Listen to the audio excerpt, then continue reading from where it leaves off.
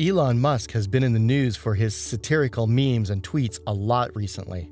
And Musk recently posted, then deleted, a satirical meme on Twitter that compared Canadian Prime Minister Justin Trudeau to Adolf Hitler. He was actually responding to a Twitter post by the trade publication CoinDesk, which reported that the Canadian government was cracking down on crypto transactions aimed at helping the truckers protesting vaccine mandates. But more on that later. First, let's look at the meme the Tesla CEO shared. "Stop comparing me to Justin Trudeau." The meme, featuring the likeness of Hitler, read, and at the bottom it said, "I had a budget." The joke seems to be that Trudeau failed to deliver the new federal budget to Parliament for the past couple of years. However, Netzians didn't take this comparison of the Canadian president with the Nazi leader very casually. People heavily criticized Musk for failing to draw a line between a person responsible for mass murder and a president of a country. Adolf Hitler was the leader of the Nazi Party, was responsible for the genocide of 1 million Jews in concentration camps. Other than this inhumane act, Hitler was also responsible for starting the Second World War that resulted in severe casualties in different countries. The comparison between Hitler and Trudeau was seen as totally out of line and too much by Netzians. The tweet, which Musk deleted about 12 hours after he posted it, was criticized by many Twitter users. One of them wrote, "This is extremely poor taste. Not a good look at all. There is a better way to make an argument." His comments on the Canadian Prime Minister also comes from his Canadian background, since he was born to a Canadian mother and South African father, and then he moved to Canada as a teen before enrolling at Queen's University in Kingston, Ontario. He moved to the United States later to study at the University of Pennsylvania. The American Jewish Committee, too, issued a statement condemning Musk's tweets. Once again, Elon Musk has exercised extremely poor judgment by invoking Hitler to make a point on social media. He must stop this unacceptable behavior, the AJC said. Musk may believe posting a meme comparing Justin Trudeau to a genocidal dictator who exterminated millions is an appropriate way to criticize policies he disagrees with. It is not. It never is. The group leader added, Musk must apologize and find another way to voice his displeasure. The controversy comes as Tesla faces complaints over racial discrimination and harassment. California's Department of Fair Employment and Housing sued Tesla last week for racial discrimination and harassment after finding a widespread pattern of mistreatment of workers of color at the electric cars maker's factory near San Francisco. Musk rarely deletes tweets, but it's not unprecedented for him. He deleted a tweet almost a year ago that indicated he believed Tesla might be back on track to become the biggest company in the US. Musk also got into trouble with the Securities and Exchange Commission after tweeting about the stock prices of Tesla in 2018, saying he had funding secured for the company to be taken private at $420 million per share. The tweet was a joke about cannabis, but the SEC didn't find it funny, especially when the company's stock fluctuated wildly in the wake of the announcement. Musk, of course, got off with a fine because apparently wealthy people don't actually face consequences for anything.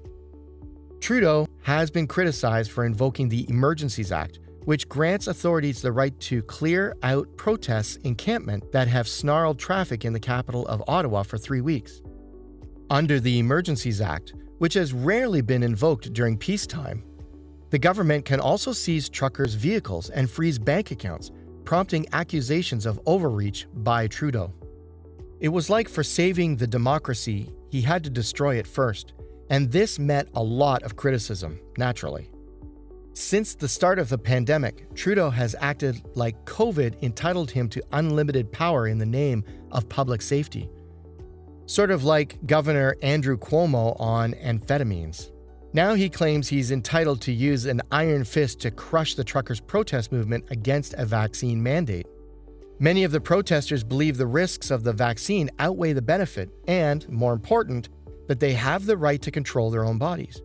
Trudeau responded by vilifying the peaceful protesters. There is no place in our country for threats, violence, or hatred.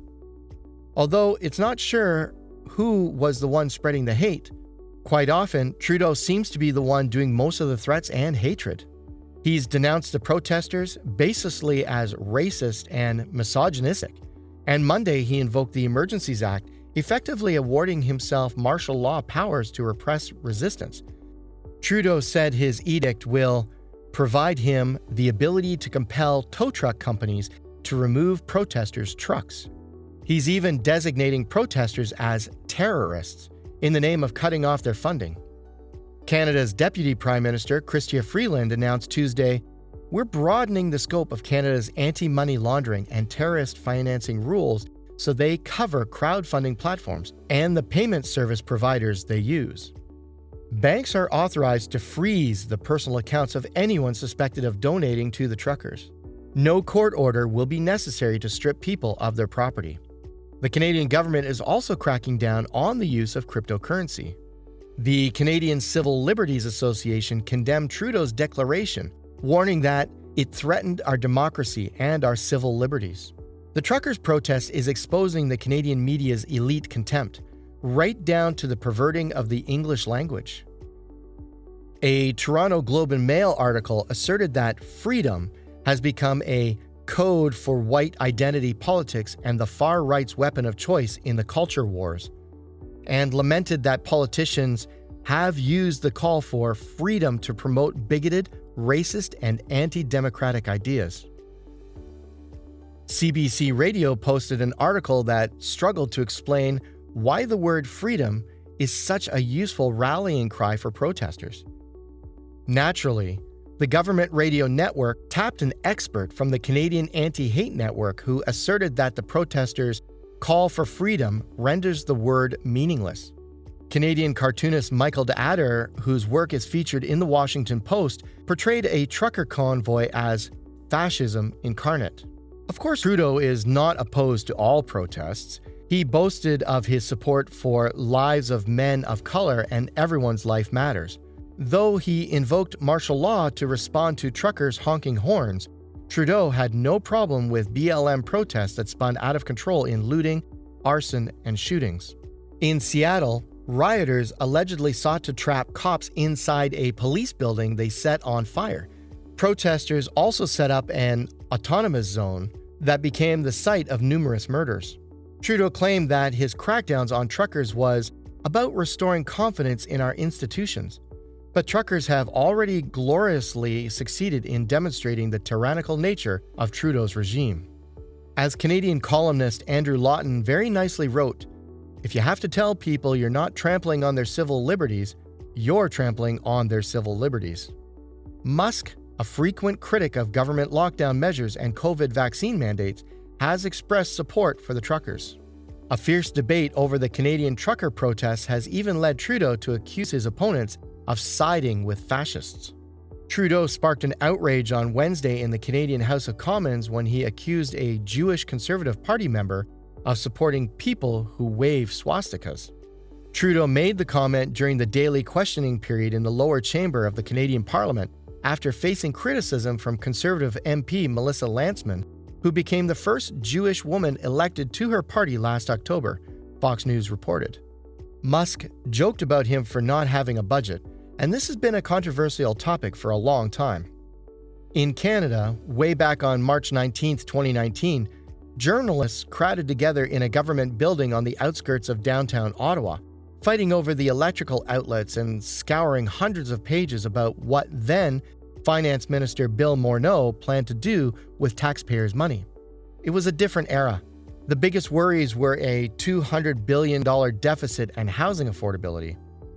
That year's budget, as usual, sought to fund the government's top priorities and explain how Ottawa could finance the spending, control the deficit, and keep the Canadian economy on an even keel. Of course, the pandemic made that plan obsolete, and Canadians have been without a full accounting ever since. The government's blueprint laid out in the last budget was never fully replaced, and we still have at least another month until we can get a new one. To be sure, there are other ways to connect the dots. The main estimates, the public accounts, the new releases, company reports, analysis from the Parliamentary Budget Office, and hefty fiscal updates. Last fall's throne speech was meant to be a blueprint in words, followed by a fall economic statement with the numbers.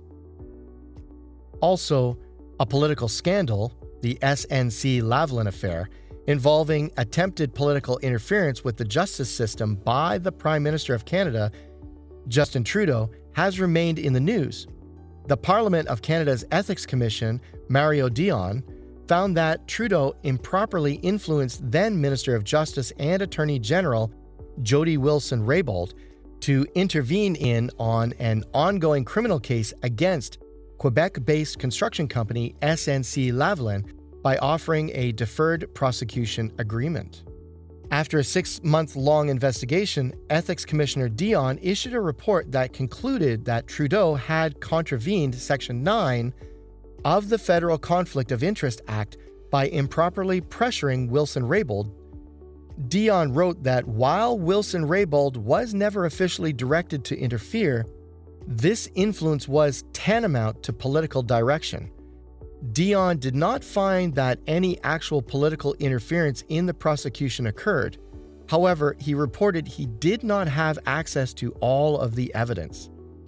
Under the Act, there are no sanctions specified for the violation. After the Commission's report was released, the Prime Minister released a statement both taking responsibility for and defending his actions.